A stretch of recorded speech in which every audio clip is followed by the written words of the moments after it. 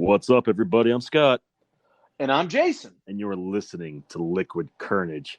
My friend, we spent one hell of a weekend celebrating in Phoenix, so did we not? Oh my gosh, I have to admit, the birthday shindig turned out fantastic. Obviously we got to spend time with you guys, which even if there wasn't a birthday involved, it would have been awesome. But yeah, we got to see a lot of friends. We got to sit by the pool. We got to taste different distilled liquors and Yeah, beers, and so we hit it pretty good. We hit it pretty good. we ate pretty well too. So I am always thankful for the time we get to spend together with our circle of friends Yeah, and me doing too. new things. And it's been a while since we've had a chance to all get together and do this. So Yeah. it was just a great time to relax somewhere else outside of town for a little bit. Not for you guys, obviously, but in a different part of town than you normally go. But Well, like you said, it's Phoenix is nice. the kind of experience for us because we've been to a few places and we showed you one of the places, but there's a lot of places we've never been to. Downtown is not one of the places we normally party at, so it was good. It was fun.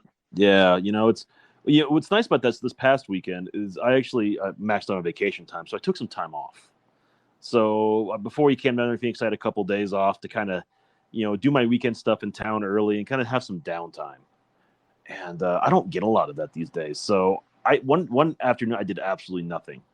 I take it back. I went day drinking with our buddy Brian from I forget his podcast is called now because I don't think he's done Drink with Bink. He hasn't done it in a while. Drink with Pink, yeah, drink with Yeah. Pink. So I randomly texted Brian to go day drinking and watch the Olympics, which is one of my favorite pastimes every 4 years. Is Oh wow, cool. to dip out in the summer in the middle of an afternoon and just go drink and watch the Olympics at a bar. So That's awesome, dude. That's awesome. before I did that, though, I was just flipping through the HBO because a buddy of mine on my softball team had talked about this documentary he saw, and he's a little bit younger than me, about Woodstock '99. Woodstock '99. Woodstock '99, and Okay. he said it was really cool to see all this nostalgia for him. He's like 37, so he's 3 years younger than me. And he goes, it was just an interesting documentary because he goes, had I lived in New York, I'd have gone. So you go check it out. So I checked it out, and I was immediately sucked in because of all the nostalgia for me. And everybody they were interviewing was my age now at 40 years old, and they were like, "What the fuck were we thinking?" So that I understand, so the documentary was that in 1999 they did like a 30-year reunion at Woodstock. Did they do it at the Woodstock location? So here's the background of it all. The guy who started the original Woodstock did a 25-year reunion 5 years prior in 1994. I don't know if you remember seeing that on pay-per-view on the original Woodstock site, and he brought in all these bands, and they just had a 3-day festival of just recreating the first Woodstock. So okay. the promoters agreed to do it every 5 years thereafter. And wow. Okay. This documentary was about the Woodstock 5 years after 1999. So they had learned from the previous two, and they moved the show to a nearby Air Force base that wasn't being used anymore because it had the infrastructure that they felt they needed to put on a bigger, better show. So they had hangars where they had raves for people that wanted to be up all night. They had stages on the other side on different parts of the tarmac, and then the center stage right in the middle. It was already kind of enclosed with the wall because it was ex-military. So you had a controlled entrance and exit, and infrastructure. And on top of that, they were bringing in, different things for like fresh water, so people wanted to fill canteens and so forth, and camping and porta potties and whatnot. And then I think it feels like they booked whatever band they wanted to, whatever musical act they could find, and just went for it. This took place in July 1999. The end of July. Okay. So actually, I think I literally. So it's also in the premise of the millennium is going to be changing over. This is like the end of the world. Okay, got it. Exactly, and I think I literally watched this on the 22nd anniversary when this happened. So it was kind of fun to just put those dates together. So They talked about how it was a record heat wave that weekend, and they sold a couple 100,000 tickets, like 200,000 or 300,000 tickets. So Okay. people were coming in droves to this place, and they were checking the backpacks for no food or water that could be brought in, but they're letting drugs slide by because the security they hired, the Peace Patrol, quote unquote, is what they were. Anybody could get hired. You just had to complete the 3-hour course. Then you got badged, a shirt, and you were paid to be there and be security. But they weren't working for anybody but the event people. So they had no real official training besides that course. So they were letting people slide by, pretty much disappearing into the crowd. Everything got started. It was a shit show. This thing was doomed from the start. So wow. Just to give everyone an idea, this is basically a rock festival. So this is a bunch of early 20s, late teens, white frat boys, and the occasional middle-aged person you see flash on the screen. But they said you could feel it happening. DMX, the late DMX in his prime, got the entire white crowd to start using the N-word back and forth with him. God. You could feel the charge, they said. And by the time Korn went on to end night one, now remind you, Woodstock's about peace and love. End of night one was Korn, one of the biggest nu metal rage rock bands of that era, still today. Yeah. And Jonathan Davis went on the documentary. Was like, yeah, man, I just left it all out there, and I'm not sure why they booked us, but I made sure that was like the best performance I could. And like that, I collapsed when I left the stage. I was so hot and dehydrated. Wow, because it was so hot it was so hot. And so the heat and the dehydration, they were selling water for $4 a bottle there. Oh shit! And this was before before cell phones, before debit cards. They're so easily used like we have now.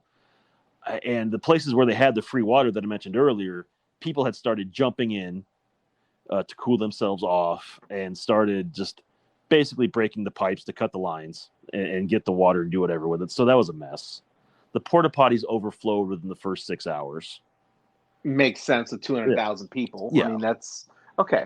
So people who thought they were playing in mud weren't. They were playing in raw sewage. Night one, early day two is while this is happening. Okay. Day two, the heat kicks in. People are they have to set up air in the middle of the actual base, of like a lost and found for people. Like, have you seen my friend? Have you seen this? Because again, there's only one bank of payphones. Cell phones aren't a thing back then, so nobody knows where to find. And the crowd, they said you could just feel the crowd getting restless. Like the Offspring went on stage when they performed and pretty much told people, hey man, if a girl's crowd surfing, don't grope them. Like be a decent human being, But at that age, 1920, it doesn't happen when you got that many people around you. So again, a festival for peace and love. The idea they had a nonprofit group from one of the nearby colleges there, having people sign petitions about gun violence because Columbine happened 3 months before. Yeah. And okay. They wanted to have a candlelight vigil on Sunday nights. So they were handing out candles. That will come into play later on. I was going to say that doesn't. I can already tell that doesn't sound good. Yeah. So Saturday night, it's like the peak of the heat. The promoters only booked 3 female acts the entire show. So Friday night was Sheryl Crow. Saturday was Alanis Morissette, and Sunday was Jewel. You could argue at that point in time, all 3 at the height of the popularity. Oh yeah. I mean, those are big names. Okay. Big names. So Alanis Morissette on Saturday night for a peace and love show opened essentially for Limp Bizkit, Rage Against the Machine, and Metallica. Oh shit! When everything is like the temperature's going, the crowds are moving closer to the stage because they want to see that. Yeah. And they said it just went from there. Because I don't know if he recognizes Limp Bizkit or the kind of music they had 20 years ago, but that was right around their album Significant Other, which had a song called Break Stuff on it. It's an iconic song for what it is, because sometimes you just have a bad day and it really channels it. When they hit that song, and in between songs, they were telling Fred Durst, please find a way to calm the crowd down. Just Please find a way. Oh God, come on. And he ignored it. Of And course. they were pulling off plywood from the speakers and crowd surfing on that and basically just trashed the place. They said, and that spilled over into the rave. And by the time everything ended at around o'clock and people started going to the rave area, toast. Just completely done. And throughout this, they're telling the story of some of the people who went and were on to be interviewed. And they're talking to this guy who said he went with his best friend who wanted to be a journalist and he wanted to just journal about his whole experience here because his whole thing was he wanted to see Metallica in mosh with Metallica. And he was all through everything on day one and day two. They show his journal where he said that he went around everywhere, but he's going back to his tent to rest up because Metallica was coming and wanted to be ready for the show. So he made his way to as close to the stage as he could through Metallica during the Limp Bizkit, during the Rage shows. And this guy was a bigger dude, but a meek dude. You look at the pictures of him like, okay. And I say look at the pictures because obviously you know where this is going. Right. Mm-hmm. In the middle of the Metallica show, he got hyperthermia and collapsed. What? Because of dehydration and heat. Oh my! Hyper. For those of you, it's not hypothermia, hyperthermia. So the other extreme. Hyperthermia is extreme heat exhaustion. Hypothermia is extreme cold. Right. And the security guards right there and the medics treated it as a drug overdose, so they shocked him. Oh shit! So these kids that he went with had to call his mother. The kid was like 24 years old. Okay. And had to call his mom and explain to them how he died. Oh. So they said through all of that, you could feel this underlying energy of just negativity just starting. Like people are getting angry and they're. I'm sorry. Wait a minute. The 24-year-old kid died because they shocked him, and they thought it was a drug overdose, not hyperthermia. Oh, geez. Oh, man. I didn't realize that. Okay. Yeah. So by the time they got that figured out, like the next day his friends found out what happened. They had to call his mom and explain what happened. So that's a whole other thing. And by the time Sunday rolls around, the crowd's tired. It's hot. It's dehydrated.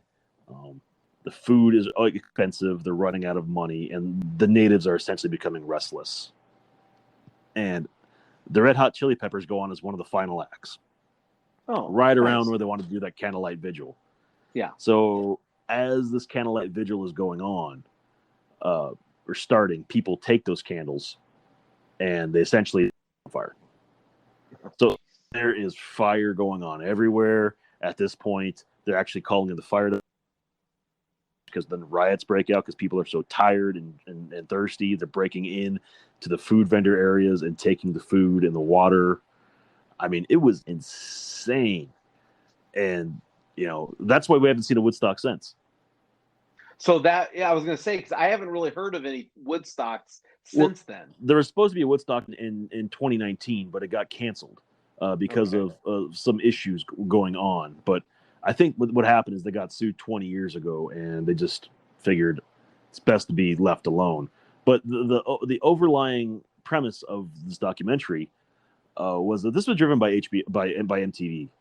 The Woodstock was. It was the era where it was the Britney Spears NSYNC era on one side of Total Request Live versus the Korn and Limp Bizkit era. Yep. And they just went all in to the Korn and Limp Bizkit area on this side and just tried to provoke everything with their newscast. We went back and watched. They show clips of Kurt Loder, the MTV anchor at the time, and what he said and how he presented things and how they're interviewing certain people.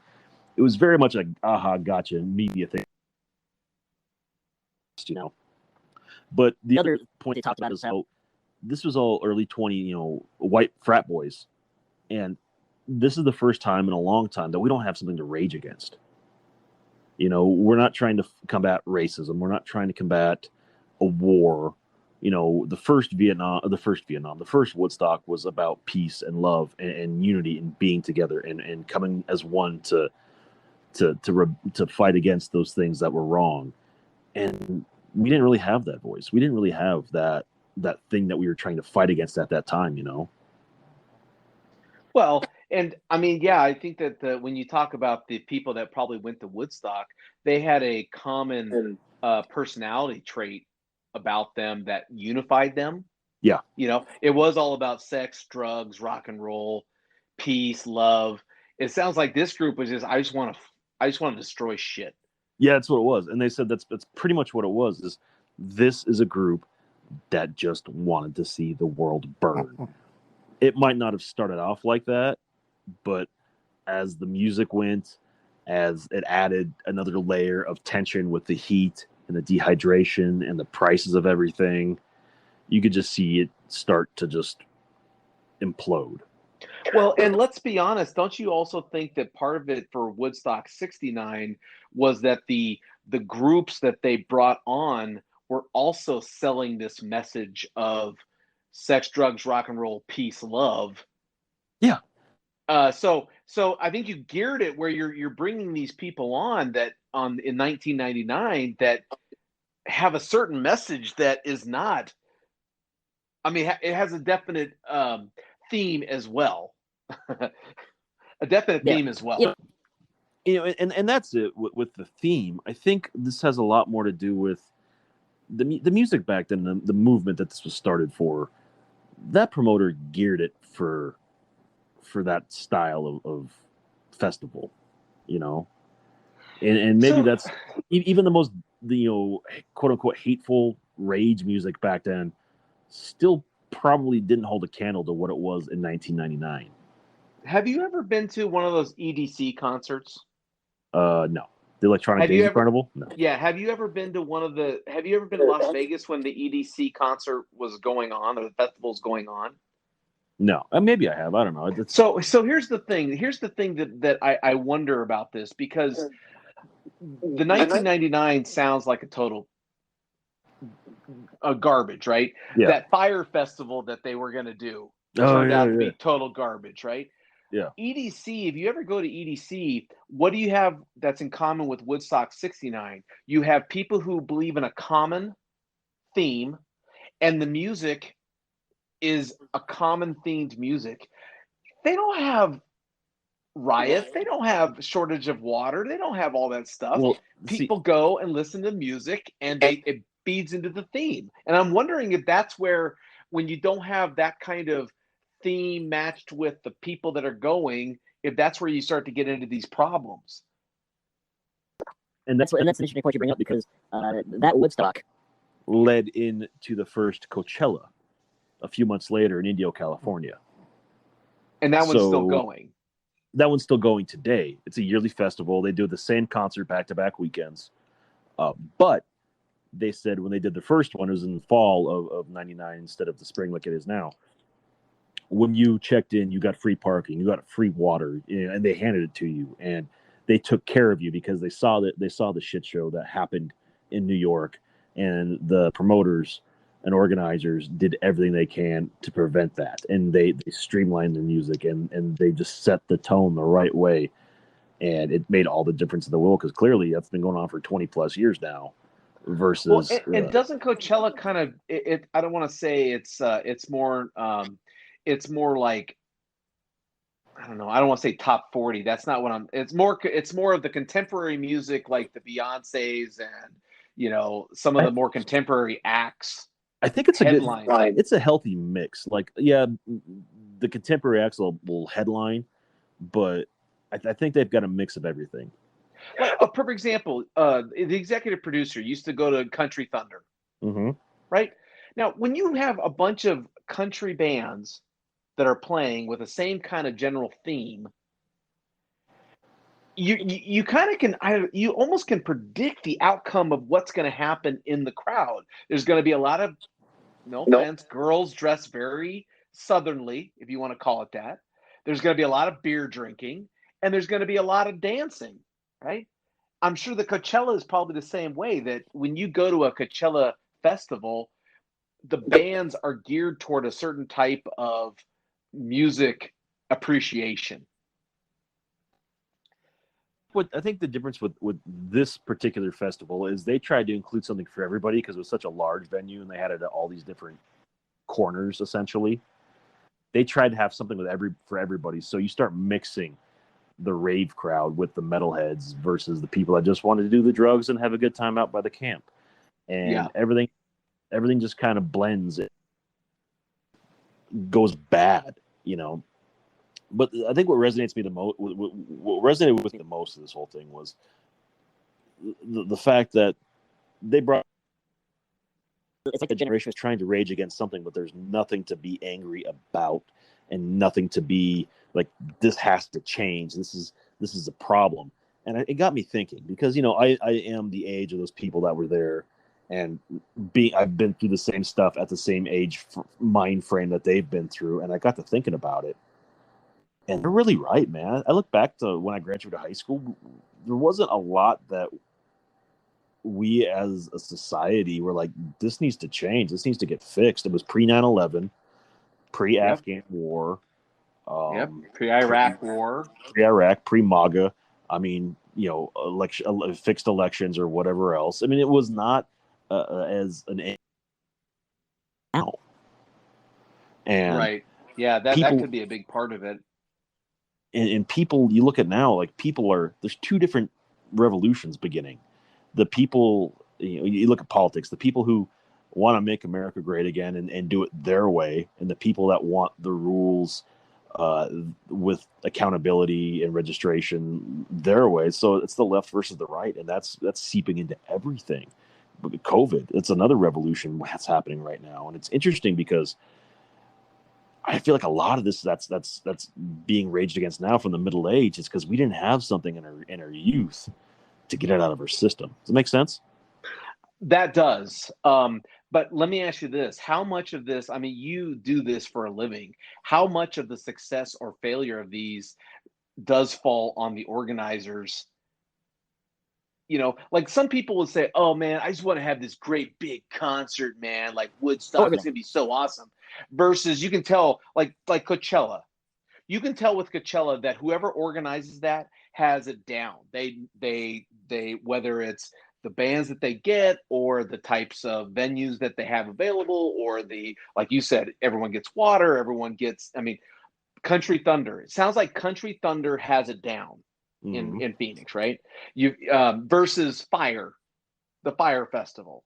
Obviously, guy didn't know two shits. He had a good idea, but no execution. He didn't realize you can't just put dome tents on a sand beach and call that housing. That just doesn't work. You can't do that. You know, you have to have, you know, if you're going to bring 70,000, 80,000 people to a small desert island, you better be able to provide water, toilets, and housing. And if you can't do that, it's going to fail. This Woodstock, you can't just put a bunch of people on an old army base and think that that's going to just, oh, it'll work. Yeah, and you know, it's interesting because I look back, I didn't realize how much went wrong, or maybe I forgot how much went wrong for that Woodstock. But it set probably everything that went wrong makes the way, because it's still a small group of people that do these major events. You know, those circles run with colleagues probably nationwide, probably very close, tight knit, where you can communicate with each other.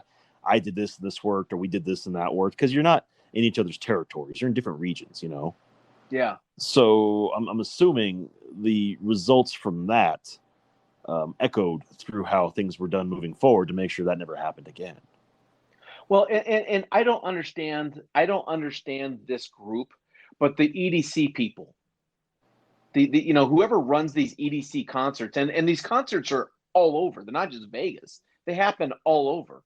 And the general theme, it seems very much the same. I mean, people are dressed in very unique costumes, and we're going to do a lot of ecstasy and drugs. But for some reason, whoever organizes those has got it down. Like, I mean, you know that when you go to a festival for EDC, people are there with a common purpose, common theme, and their organizers can make it work. And you know, like the Coachella, that's a perfect example. I was trying to think of the name of the one, but they've been doing it for 20 plus years, and they seem to have a pretty good system in place. Well, they do, but because I think they've learned. Yeah, and I wonder, you know, I think the other thing too is you only have to get sued once and get burned when you say, okay, if we're going to do this the next time, we've got to have our stuff together. We've got to be in good coordination. But how much of it too is boy, have some good music. Because to me, Woodstock '99, the spread of music didn't make it. It didn't give it a common theme to me. Like they just put random bands. Hey, let's book someone. Okay, let's book. Let's book this band, this band, this band, this band. And it's like, well, there's not a common theme there. That's just book a band, and Well, I think the band they booked, it was definitely more rock and new age metal was the theme, because that was the style of rock and roll at that time. Sheryl Crow and Limp Bizkit are not in the same genre, though, dude. I mean, those are not. Alanis Morissette and Rage Against the Machine are not in the same genre. But Alanis Morissette, no. If you listen to Jagged Little Pill, that's also a very angry alternative new rock album. She might have toned it down. Not a lot of yelling. Older. Yeah, there's not a lot of yelling in that album. Not a lot of yelling. But Rage Against the Machine, I don't look at them as the little. Isn't it ironic? Don't you think? I don't look at them as a Rage Against the Machine. I don't look at them as that kind of band. But no, I get that. But you're taking the sweet isn't an ironic song, but you're forgetting about You Ought to Know or some of the other like heavy bangers that she had that would match of a song like Freedom from Rage or Cookie by Limp Bizkit. Yeah. Overline might have been modern rock and new metal, but there wasn't bubblegum pop, country. There wasn't anything that wasn't going to be on a rock station, Yeah. So, well, and it sounds like from what you're saying, infrastructure is huge, and that not only just the location, but also you need to have food, you need to have water, you need to have the toiletries, you need to have all that stuff there. And when you leave, it's kind of like, remember the book Lord of the Flies? Mm-hmm. All these little kids coming from a little private school, they get onto an island where they don't have the infrastructure in place. They get a little crazy. They get a little nuts. They start doing things that they normally would not do if they were in the normal world. So maybe this was just it was bound to happen just because, hey, I'm getting hungry, I'm getting hot, I'm getting tired, I want to burn something now. Yeah, and that's essentially what it was. I mean, it's like mob mentality took over. And, they showed press conferences from the organizers. And you could see the shortness that they were getting with the press because they're trying to deal with these things as they came up, and they had no answers. And at a certain point, when you have to call in the state troopers and the fire department to help bail you out, it's a problem. And I think a lot of these people also, if you're not organized to say, look, whatever bad could happen, we need to prepare that it is going to happen. Yeah. Versus, man, this is going to be great. It's Woodstock for '99. People are going to just come in unity and want to hear the music, and it's going to be all about the music. Oh, okay, yeah, you're going to have a problem. You're going to have a problem. Yeah. So that's why we haven't seen one since, man. So just an interesting, fun little thing I saw over my time off, and I just it really hit home to me because, like I said, it was. That took place at an age that I was those people. Had this happened close to Arizona, or I'd been back in New York, I probably would have gone, because those are bands I wanted to see, and not knowing any better, like what could have happened. Holy shit! Yeah, I would have loved to have seen a young 19-year-old Scott, knee deep in that place, man. I'm telling you, that would have been a shock to the system, I'm sure. Oh yeah, I'm sure it made a lot of people grow up a lot sooner than they had to, man. So, oh heck yeah. So I don't know. So as we wrap this up, though, have you ever been to a concert that really resonated with you, or went so badly you cannot wait to get out of there? We want to hear about it. Hit us up on Facebook, Instagram, or Twitter, all at Liquid Carnage. If you have a new festival for our EP to find up in Colorado, because he needs something since he can't go to Country Thunder in Arizona, hit him up on Twitter and Instagram at Liquid_EP. I will say that you talking about that Woodstock '99, it did remind me of the documentary I watched on the Fire Festival, and it's like best laid. I mean, talk about if they could have pulled it off, it would have been an amazing event. But it just burned so bad. I mean, it didn't even do it. That's the thing. No. It didn't even go. But anyways, I would say if you want to watch a great documentary on how to pull off a great festival, Wayne's World 2. Oh yeah. Wayne Stock. If you build it, they will come. That's right. If you book them, they will come. I'm sorry. If you book them, they will come. That's right. If you book them, they will come. Scott, great, man. I'm gonna have to. I don't have HBO Max, so I'll have to figure out a way to watch that. But I'm definitely interested in watching it now. Take the I would 7-day trial. Just do a 7-day trial. It sounds like a really interesting, just it sounds like it would be an interesting documentary about how best laid plans can go so wrong and in the worst kind of ways. So I'm interested in seeing it. No, I hope. Let me know. I would love to hear your thoughts. Awesome. All right. Well, hey everyone, thanks for listening. We appreciate you. And like I said, I'd love to hear some. I would love to see the comments about if you've been to a concert or a festival that went well or went crappy. So I'll be look forward to reading those. Thanks for listening, everybody. That was Scott. I am Jason, and as always, if you never know quite what to say, just have yourself some liquid courage.